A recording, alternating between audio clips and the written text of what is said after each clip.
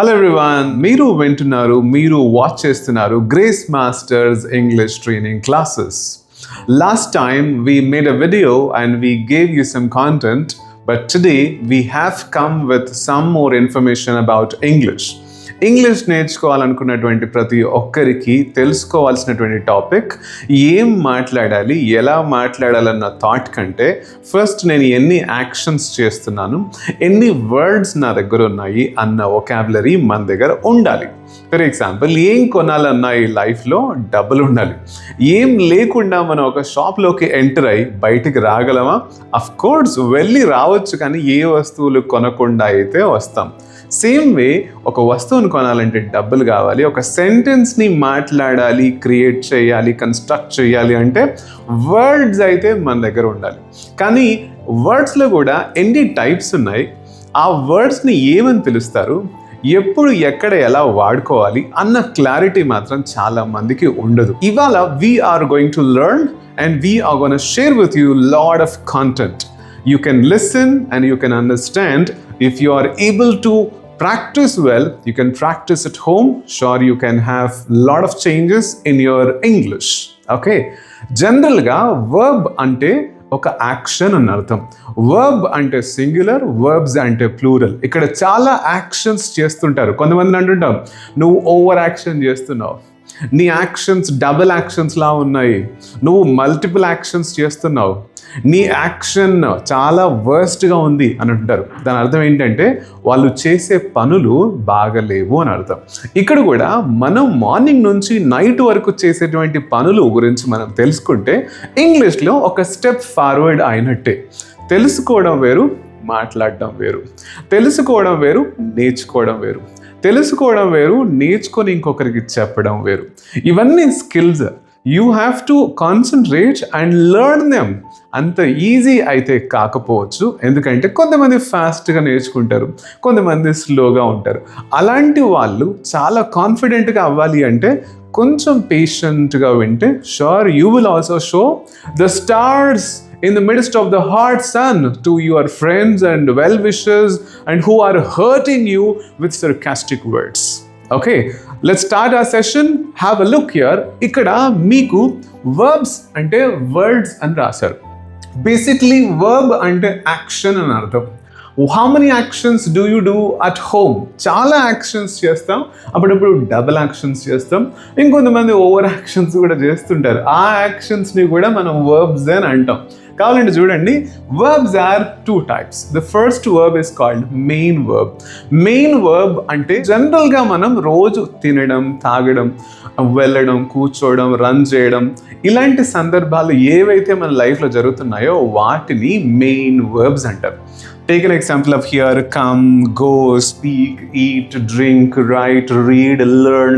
ఇలాంటి పదాలన్నింటినీ main verbs అంటారు. జనరల్గా మనం మార్నింగ్ నుంచి ఈవినింగ్ వరకు ఎన్ని పనులు మీరు చేస్తారో, ఎన్ని యాక్షన్స్ మీరు చేస్తారో, ఆ యాక్షన్స్ అన్నీ కింద కామెంట్స్లో రాయండి. అట్లీస్ట్ మినిమం 30, మ్యాక్సిమం 40 రాయగలిగితే you are a very good learner.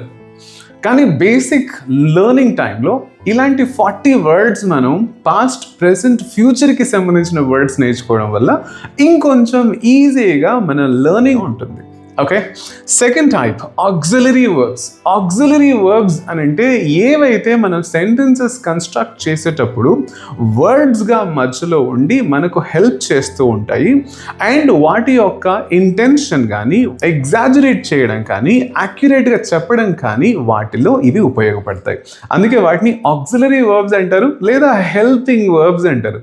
జనరల్గా మనకు హెల్ప్ చేస్తూ ఉంటారు కొంతమంది ఎప్పుడైనా మనం ప్రాబ్లమ్స్లో ఉన్నప్పుడు. అలానే ఈ వర్డ్స్ కూడా అప్పుడప్పుడు హెల్ప్ చేస్తూ ఉంటాయి. ఈ హెల్పింగ్ వర్బ్స్ కూడా 2 టైప్స్ ఉన్నాయి. The first type is called modal auxiliary.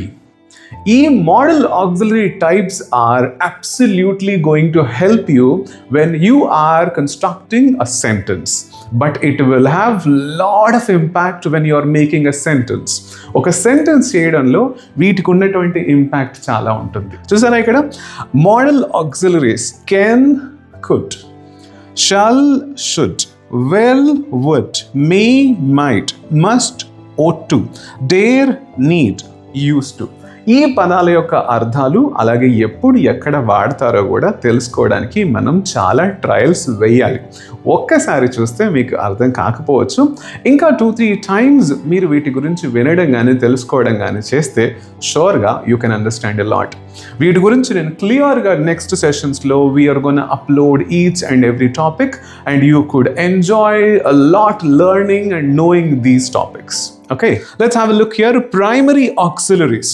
Primary auxiliaries కూడా దెర్ ఆర్ 3 టైప్స్ ఉన్నాయి. డూ ఫార్మ్స్ అని, అలాగే హ్యావ్ ఫార్మ్స్ అని, బీ ఫార్మ్స్ అని. డూ ఫార్మ్స్ అంటే ఏదైనా చేయడం. ఫర్ ఎగ్జాంపుల్ నేను చేస్తాను, ఐ డూ అంటాం. అలాగే ఆ అమ్మాయి చేస్తుంది, షీ డజంట్. అలాగే ఎప్పుడైతే ప్రెసెంట్లో మనం డూ అనేటువంటి వర్డ్ని వాడుతున్నాము అని అంటే ఇది ఒక యాక్షన్ థింగ్, అందుకే ఆ యాక్షన్కి డూ అని వాడతారు. లేదా ఒకవేళ హీ షీ ఇట్ వచ్చినప్పుడు డస్ అని వాడతారు. Take an example of have forms. Have అంటే ఏదైనా కలిగి ఉన్నప్పుడు మన దగ్గర ఉన్నటువంటి సంపద కావచ్చు, మన దగ్గర ఉన్న స్ట్రెస్ కావచ్చు, పేషెన్స్ కావచ్చు, కాన్ఫిడెన్స్ కావచ్చు, ఏమైనా కలిగి ఉన్నప్పుడు హ్యావ్ ఆర్ హ్యాస్ అని ప్రెసెంట్కి వాడతారు, హ్యాడ్ అని పాస్ట్కి వాడతారు. అలాగే బీ ఫార్మ్స్ ఎప్పుడు ఎక్కడైతే మీరు ఉంటారో ఆ యొక్క ప్లేస్ని, ఆ యొక్క ప్రాంతాన్ని బట్టి మీ యొక్క ప్రెజెన్స్ని, అలాగే మీరు ఉన్నారు, మీరు ఏం చేస్తున్నారని చెప్పడానికి యూజ్ చేస్తారు be forms. They are for present, am, is, are. For past, was and were. For future, will be and shall be అన్న పదాలు మనం యూజ్ చేయాల్సి వస్తుంది. ఇంగ్లీష్ నేర్చుకోవాలంటే ఇన్ని పదాలు ముందు తెలుసుకుంటే మీరు నెక్స్ట్ లెవెల్లో ఏం నేర్చుకోవాలి, అలాగే ఏం మాట్లాడాలన్న క్లారిటీ ఉంటుంది. అసలు ఏం తెలియకుండా నేను డైరెక్ట్గా సెంటెన్సెస్ ఫ్రేమ్ చేస్తాను, లేదా డైరెక్ట్గా మాట్లాడడానికి ట్రై చేస్తాను, మాట్లాడుతుంటే వస్తూ ఉంటుంది అని అనుకోవడం మాత్రం చాలా చాలా మిస్టేక్. ఒక గైడ్ని కానీ ఒక మెంటోర్ని కానీ ఫాలో అవుతుంటే మనం ఫాస్ట్గా నేర్చుకోగలం. డెఫినెట్గా ఒక మెంటోర్ని ఫాలో అయితే మనం ఫాస్ట్గా నేర్చుకోగలం. అందుకే అంటారు కదా, an untrained fighter can be dead first. An untrained driver can kill many people.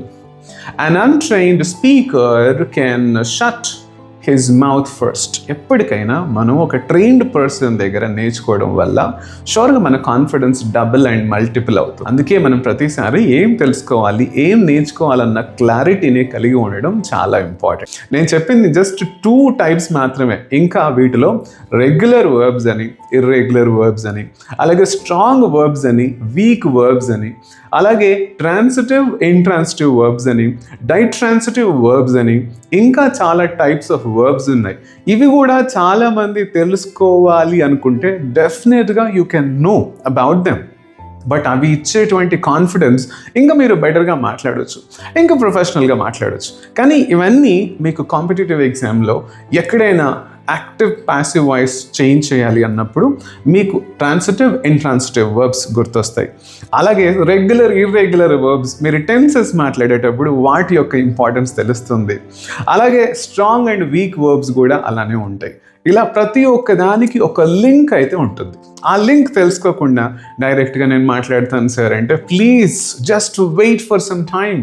You can't make your beautiful journey with one step. You have to crawl and walk, then you can run. That's what the journey can start with a single step, but you should wait for a long time. In the same way, whenever you are watching a video, that video cannot change your entire communication. It will take some time. అందుకే వినేవాళ్ళు కంప్లీట్గా మాట్లాడతారని guarantee ఇవ్వలేము, కంప్లీట్గా మాట్లాడే వాళ్ళు కూడా బాగా వింటారు అని కూడా గ్యారంటీ ఇవ్వలేము. That's all about your perceiving, how you perceive things and how you receive things in your life. Just a casual talk for you. ఎప్పుడైనా మీ ఇంటికి రిలేటివ్స్ వచ్చినప్పుడు మీరు ఎలా రిసీవ్ చేసుకుంటారు అని అడిగితే అక్కడ కొన్ని యాక్షన్స్ ఉన్నాయి. ఎలాంటి actions? Come, SIT down, drink, have coffee or eat, sleep అని కొన్ని పదాలు చెప్తాం. దాని ముందు మీరు జస్ట్ ఒక్క పదం ప్లీజ్ అని వాడారనుకోండి, మీ మీద ఇంకొంచెం రెస్పెక్ట్ పెరుగుతుంది. మీరు చాలా కేర్ఫుల్గా మీ యొక్క రిలేటివ్స్ని, ఫ్రెండ్స్ని, వెల్ విషర్స్ని గ్రీట్ చేస్తారు, అలాగే రిసీవ్ చేసుకుంటారు అని తెలుస్తుంది. Please come, please SIT down, please drink water, please have coffee and please sleep అని ఎలా మీరు మాట్లాడతారో, మీరు ఎలా రిసీవ్ చేసుకుంటారో దాన్ని బట్టి అవతలి వాళ్ళ యొక్క respect and gratitude and rewards ఉంటాయి. ఎప్పుడైతే మన ఇంటికి రిలేటివ్స్ వస్తారో వాళ్ళని సరిగా గ్రీట్ చేయకుండా, రిసీవ్ చేయకుండా ఉంటే నెక్స్ట్ టైం వాళ్ళు మన ఇంటికి వస్తారా? రాలేరు కదా. అలానే మనం నేర్చుకున్న విషయాన్ని కూడా సరిగా రిసీవ్ చేసుకోవాలి. అందుకే నేను ఒక సెంటెన్స్ రాశాను, సరిగ్గా వింటే ఓపిగ్గా మాట్లాడతారు.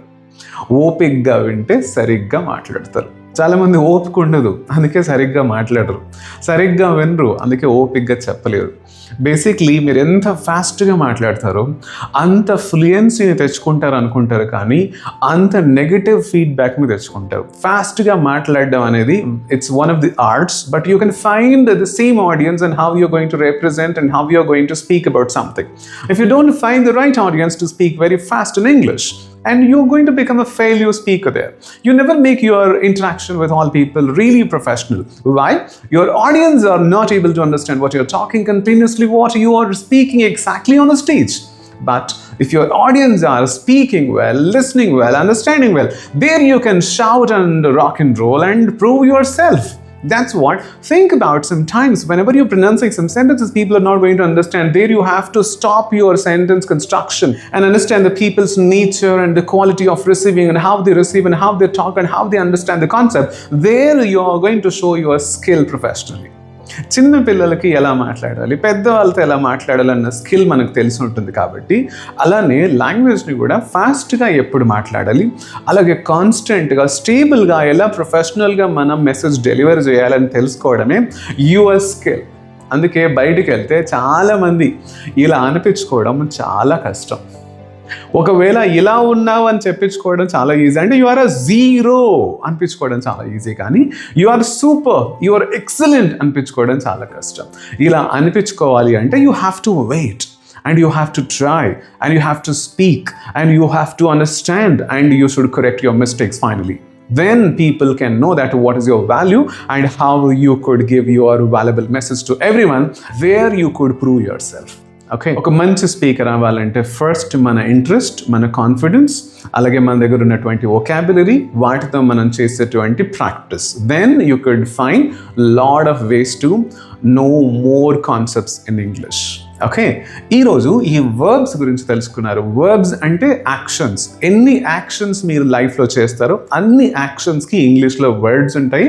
వాటిని ప్రెజెంట్లో ఏమంటారు, పాస్ట్లో ఏమంటారు, ఫ్యూచర్లో ఏమంటారు అన్నవి నెక్స్ట్ సెషన్లో we're going to learn and we're going to give you lot of content. There you could see and huge difference in your language when you start speaking to other person. There people can understand you are struggling, practicing, working a lot on your skills. I hope you have gotten some information today, and we will be updating more videos on grammar and speaking skills. And just try to watch our videos and like and comment. If you like them, please share it with your people. Okay, good luck.